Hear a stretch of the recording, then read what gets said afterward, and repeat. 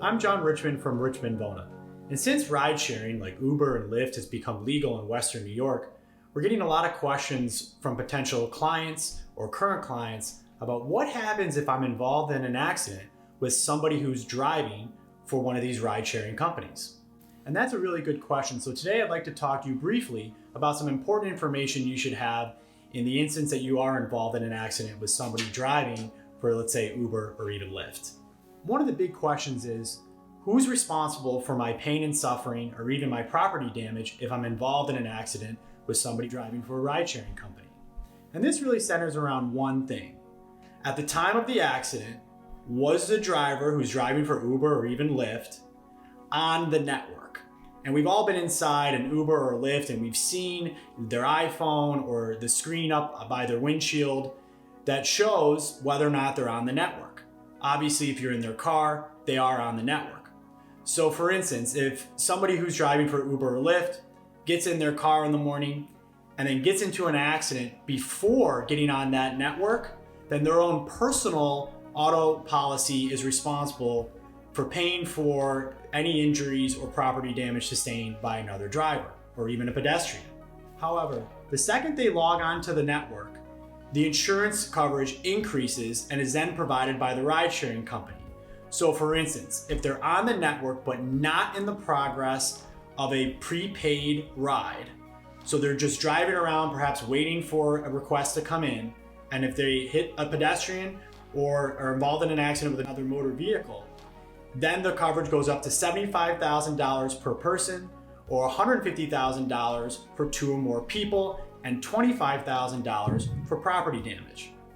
However, if at the time of the accident, the ride-sharing driver is actually in the course of picking somebody up or dropping somebody off, then the coverage goes up to $1.25 million.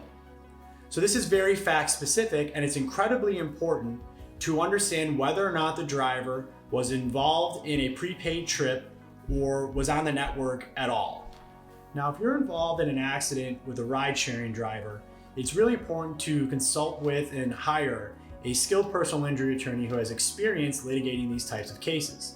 However, there are some things you can do to try to help your attorney in the event of an accident. For instance, if you're involved in an accident with somebody who's participating in a ride-sharing program, or someone who's driving for Uber or even Lyft, you want to call the police, you want to call the ambulance if people are injured, and you want to talk to the driver and talk to any other witnesses to see what kind of information you can find out. If it's possible to even take a look inside of their car and take a picture of their phone that's up on the dashboard or their screen to see if they're on it, that would be really helpful, although that may not always be possible. It's also good to observe whether or not you see any passengers coming out of their car, which would give you an indication that they were in fact in the process of a prepaid trip at the time of the accident. If you're able to collect this type of information, it will be extremely helpful to your attorney. But look, if you've already been involved in an accident with a ride-sharing company and you didn't gather this information, don't feel bad. Just give an experienced attorney a call right away so he or she can start putting together the pieces to help successfully litigate your case. Now, typically when we think of a ride-sharing accident, we're thinking of a driver driving for an Uber or Lyft, injuring either a pedestrian or another driver of another car. However, we also see accidents where passengers in an Uber or a Lyft are injured.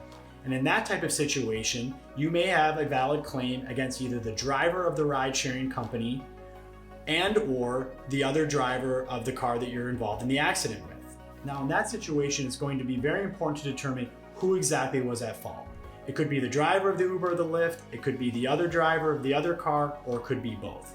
Regardless, it's really important to make sure you call the police to get all the proper documentation, to talk to any and all witnesses, take photos if you're able to, and then immediately call the skilled personal injury attorney who has experience litigating ride-sharing cases in New York.